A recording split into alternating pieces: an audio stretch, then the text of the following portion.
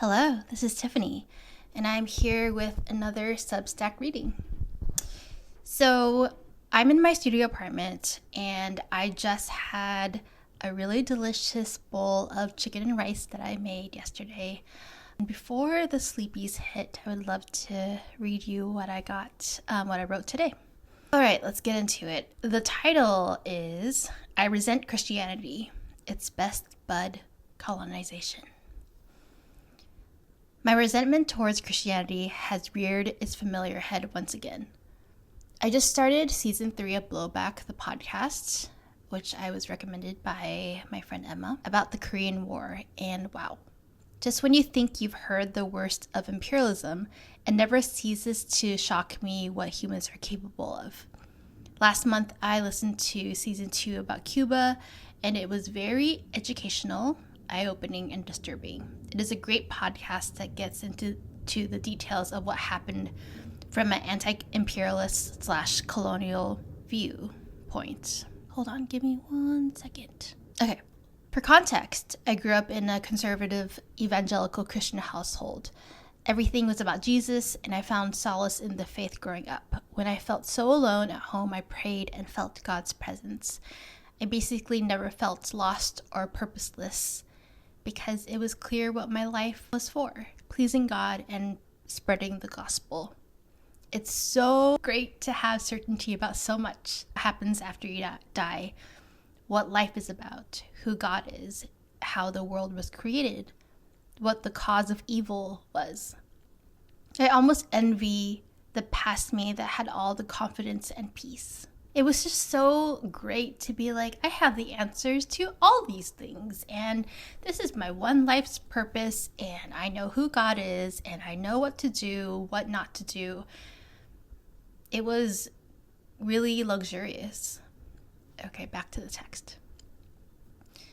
In my 20s, I majorly started to deconstruct my faith, and eventually left it all behind me altogether.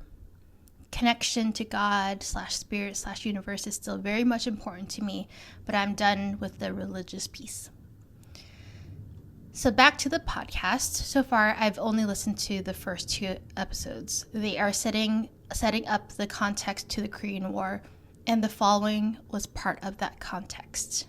And now I'm going to quote 2 excerpts from that podcast. And it's not about Korea yet. It's actually about the Philippines. So here we go.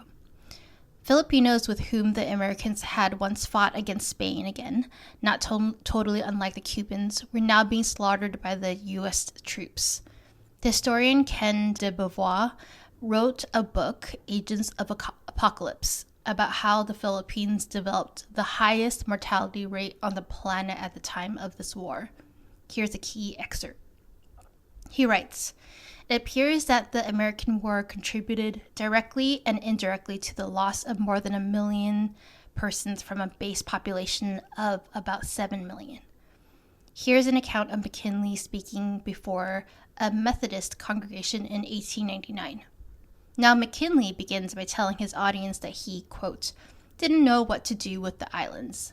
He prayed to God for guidance. McKinley concluded, quote, that there was nothing left for us, the Americans, to do but to take them all, to take all the Philippines and to educate the Filipinos and uplift and civilize and Christianize them, and by God's grace do the very best we could by them as our fellow men for whom Christ also died." That's the excerpt from the podcast, which I'm really looking forward to finishing. Christianity / Catholicism and colonization are longtime buds. And it's honestly such a shame. Don't get me wrong, there are messed up things in the Bible. I can totally write another post about that. But I still believe that the core of the faith is beautiful. Jesus teaches about how it's about loving our neighbors, feeding the poor, uplifting the ostracized, and subverting the power structure. Love it. But power-hungry people use the text and twisted the meaning to whatever they want. The Christian church likes to teach that it's important to decipher the holy text contextually, and that some people, like pastors, have the authority and training to do it well. Each individual can do it themselves, of course, but they should use resources like study Bibles, which were translated, and interpreted by people with a very particular angle, and teachers/pastors who also had a very particular angle. So you have a large number of people who are told we're nothing without God and the faith, plus spiritual leaders with authority, plus imperialism and colonial systems of power, regard ourselves a brilliant strategy for the empire. Christianity is the perfect tool to wipe out indigenous wisdom, culture, art, language, and connection with the land. And on top of that, not only wipe out all those things, but the actual indigenous people. I think about indigenous people here on Turtle Island and how they were choked out of resources and food. The way they could get food is if they went to churches and Christian schools, abided by their rules of dress, language, religion, etc. And per usual, indigenous families were separated and white families adopted the brown, poor children. It's so common. The story just repeats over and over again globally, where everything is taken. And then they're like, but you can have this.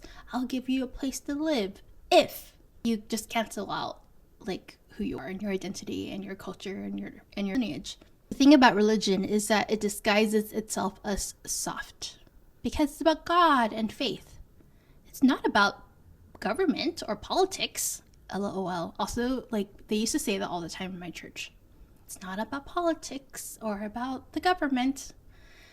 The church is always political. And I'm not even going to get into evangelicalism and right-wing politics here in the US of A.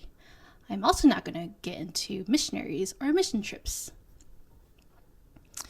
There are so many reasons I loathe Christianity, but why I feel resentful is how it has infiltrated my lineage. Christianity is only 2 generations old, my grandparents and my parents. For both sides, it's the same reason.